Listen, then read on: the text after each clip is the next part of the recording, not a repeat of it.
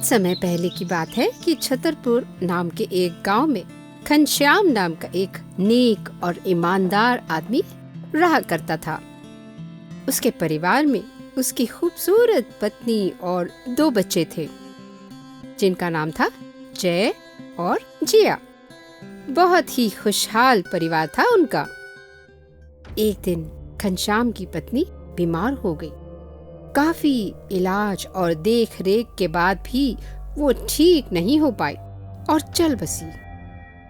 गांव वालों और पड़ोसियों ने घनश्याम की बहुत मदद की। थोड़े दिन बाद घनश्याम को एहसास हुआ कि वो कब तक दूसरों पर निर्भर रहेगा। जब वो काम पर जाएगा, कौन उसके 2 छोटे बच्चों का ख्याल रखेगा? एक शाम दोस्तों के साथ बैठा हुआ था, तब जब तुम काम पर जाओगे तुम बच्चों को अकेला कैसे छोड़ दोगे? घर पर भी नहीं बैठ सकते। पड़ोसी कब तक मदद करेंगे? बात तो सही है दोस्तों, मुझे मेहनत करके बच्चों के लिए पैसे बचाने ही होंगे। इसके लिए मुझे काम पर जरूर जाना होगा। पड़ोसियों और रिश्तेदारों ने सलाह दी कि वो दोबारा शादी कर ले। काफी सोच विचार के बाद घनश्याम शादी के लिए राजी हो गया। बात गांव में फैल गई। पास के गांव में रहने वाली एक बेहद खूबसूरत औरत रमा के माता पिता तक भी ये खबर पहुंची और घर वालों ने भी इस शादी के प्रस्ताव के बारे में बात की। वैसे तो रमा सुंदर थी, लेकिन मन के साफ नहीं थी। नकचड़ी और तीखे स्वभाव की थी। दूसरों को बहला फुसलाकर उनसे सारा काम लेती थी। एक दिन रमा अपनी सहेलियों के साथ टहल रही थी। सोच लो रमा, उसके 2 बच्चे हैं। मैं वहाँ कोई काम नहीं करूंगी और किसी तरह बच्चों से छुटकारा पालूंगी। ओह अच्छा। रमा अपने माता पिता संग घनश्याम के घर पहुंची। हम अपनी बेटी का रिश्ता तुम्हारे लिए लेकर आए हैं घनश्याम। क्या तुम्हें ये रिश्ता मंजूर है? वो सब तो ठीक है, पर मेरे बच्चे। किसी ने उसकी बात नहीं सुनी कि वो क्या कहना चाह रहा है। गांव वालों ने मिलकर उसकी रमा से शादी कर दी। 1 हफ्ते बीता और घनश्याम काम पर जाने लगा। कहाँ जा रहे हो? मैं काम पे जा रहा हूँ। बच्चों को नाश्ता और खाना बनाकर जरूर दे देना और शाम को बाहर भी घुमा लाना। क्या? यही बात तो मैं तुम लोगों को समझाने की कोशिश कर रहा था। अगर मुझसे शादी करनी है तो मेरे बच्चों को भी संभालना होगा। नाश्ता और खाना तुम बना के जाओ। जय और जिया अपने आप खा लेंगे। उनको खिलाने के लिए किसी की जरूरत नहीं है। रमा ने जय और जिया की देखभाल करने से मना कर दिया और साथ में बुरा बर्ताव भी करने लगी। घनश्याम को भी वो बच्चों के लिए कुछ करने से मना कर देती। बच्चों से नफरत करने लगी थी।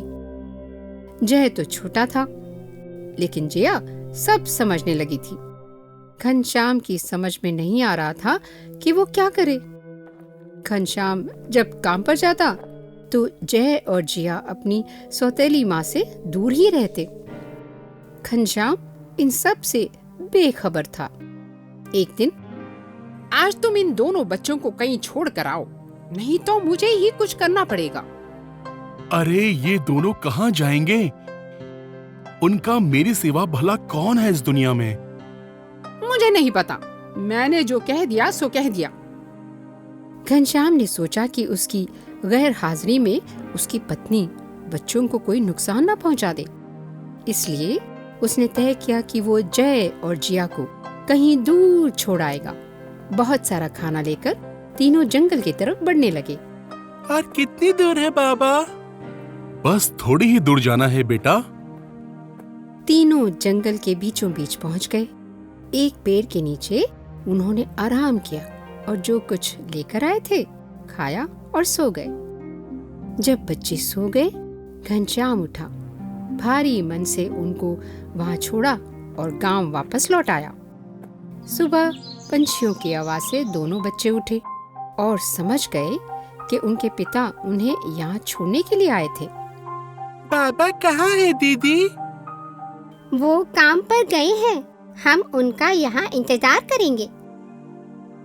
लेकिन उनके बाबा वापस नहीं आए। उधर घनश्याम घर पहुंचा, बच्चों के बारे में सोचकर उदास और चिंतित था और अपने आप को कोस रहा था। जंगल में जिया और जय अकेले भटक रहे थे। अचानक जंगल में कुत्तों और जानवरों की आवाज सुनाई दी। दोनों इधर उधर भागने लगे। जय तेजी से भाग नहीं पाया, पीछे रह गया और एक पेड़ के नीचे छुप गया।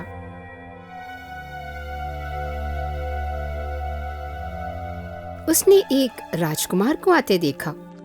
राजकुमार दयालु था। वो जय को अपने साथ महल में ले गया।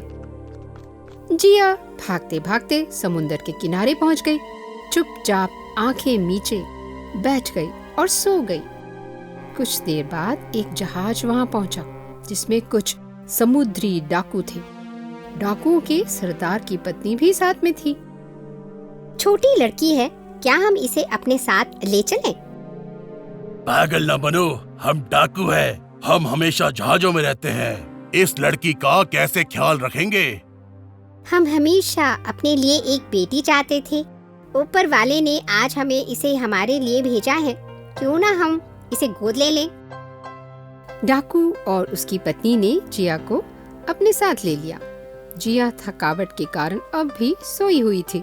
जब सुबह उठी तो अपने को जहाज में पाया। उठ गई बेटी, ये लो कुछ खा पी लो। उन लोगों ने उसे बताया कि कैसे उन्होंने जिया को समुद्र के किनारे पाया था। जिया अपने भाई जय के बारे में सोचने लगी। अब वो उसे कैसे ढूंढेगी? उसे अपने आप पे गुस्सा आ रहा था कि जय को उसने पीछे जंगल में छोड़ दिया। न जाने अब वो कहाँ और किस हाल में होगा। इसके बावजूद जिया निराश नहीं हुई। समुद्री डाकू जिया का अच्छा ख्याल रख रहे थे। यहाँ राजकुमार भी जय पे पूरा ध्यान दे रहा था, जैसे कोई अपना हो। जय को उसने पढ़ना लिखना सिखाया, घुड़सवारी सिखाई। जय ने गाना बजाना सीखा। कई साल गुजर गए। जय और जिया अपनी अपनी जगह खुश थे। एक दिन समुद्री डाकू जिया के साथ जहाज पर जा रहे थे। अचानक भयंकर तूफान आया। जहाज उलट गया। डाकू और उसकी पत्नी पानी में बह गए। एक बार फिर जिया अकेली पड़ गई। पानी में तैरते तैरते उसने देखा एक विशाल मछली उसकी तरफ बढ़ रहा था। मछली ने अपना बड़ा सा मुंह खोला। फिर क्या था, जिया पानी के साथ मछली के पेट में समा गई। अरे ये क्या? जिया ने देखा मछली के पेट के अंदर एक बड़ा और सुंदर घर है।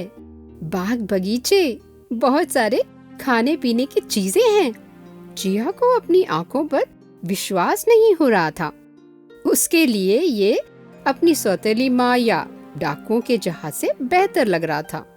अब मुझे यहाँ रहकर किसी तरह अपने भाई को ढूंढना होगा। हर रोज जब वो विशाल मछली पानी में तैरता और अपना मुंह खोलता तो जिया जोर जोर से गाने लगती, जो उसकी माँ ने मरने से पहले जय और जिया को सिखाया था। कोई उसे सुन तो सकता नहीं था, लेकिन जब मछली समुद्री तट के आसपास होता तो शायद लोग उसकी आवाज सुन सकते थे। समंदर किनारे ही उस राजकुमार का महल था जहाँ जय रहता था। एक दिन जब जिया गाने लगी तो जय बालकनी में खड़ा टहल रहा था। जब उसने ये आवाज सुनी तो दौड़ा दौड़ा बाहर आया। ये आवाज कुछ जानी पहचानी लग रही थी। उसको आश्चर्य हुआ कि मछली गाना कैसे गा सकती है। पानी में कूदकर उसने मछली को पकड़ा और किनारे ले आया। मछली के मुंह के अंदर से आवाज आई और जिया बाहर निकली। जय और जिया ने एक दूसरे को पाकर गले लगाया। क्या यही है तुम्हारी बहन जिसके बारे में तुम हमेशा बात किया करते थे? ये मेरी बहुत प्यारी बहन है। तुम दोनों बहुत बहादुर बच्चे हो। जय और जिया ने राजकुमार को अपनी कहानी सुनाई। राजकुमार ने उन दोनों की मदद करने की सोची। उसने घोषणा करवाई कि जिया और जय उसके पास हैं और ये दोनों जिसके भी बच्चे हैं वो उन्हें मिलने महल चले आए। दूर गांव में घनश्याम तक ये बात पहुंची। वो खुशी से झूम उठा कि आखिर उसके बच्चे सुरक्षित हैं। वो चुपके से अपनी पत्नी को बिना बताए महल की ओर चल पड़ा। महल पहुंचकर अपने बच्चों से मिला और माफी मांगी। तीनों एक दूसरे को पाकर बेहद खुश थे। घनश्याम को अपने बहादुर बच्चों पर गर्व हो रहा था। राजकुमार को जय और जिया की पूरी कहानी मालूम थी। उसने उनकी सौतेली माँ को बुलवाया और आदेश दिया, इस औरत को उसके बुरे बर्ताव के लिए कड़ी सजा मिलेगी। सिपाहियों, ले जाओ इसे और कारागार में डाल दो। इस तरह जय और जिया को अपनी सौतेली माँ से हमेशा के लिए छुटकारा मिला। अब वो उन्हें कभी तंग नहीं कर सकती थी।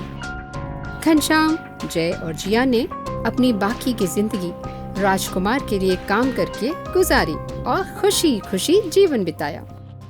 घनश्याम हर रोज ऊपर वाले को धन्यवाद करता कि भगवान ने उसे इतने अच्छे बच्चे दिए जो न केवल बहादुर हैं, जिन्होंने इतनी मुसीबतों का सामना किया, बल्कि दयालु भी हैं और सबसे कितना प्यार करते हैं। बच्चों, इस कहानी से हमें ये शिक्षा मिलती है कि चाहे कुछ भी हो जाए, डटकर बहादुरी से हर मुसीबतों का मुकाबला करना चाहिए और कभी निराश नहीं होना चाहिए।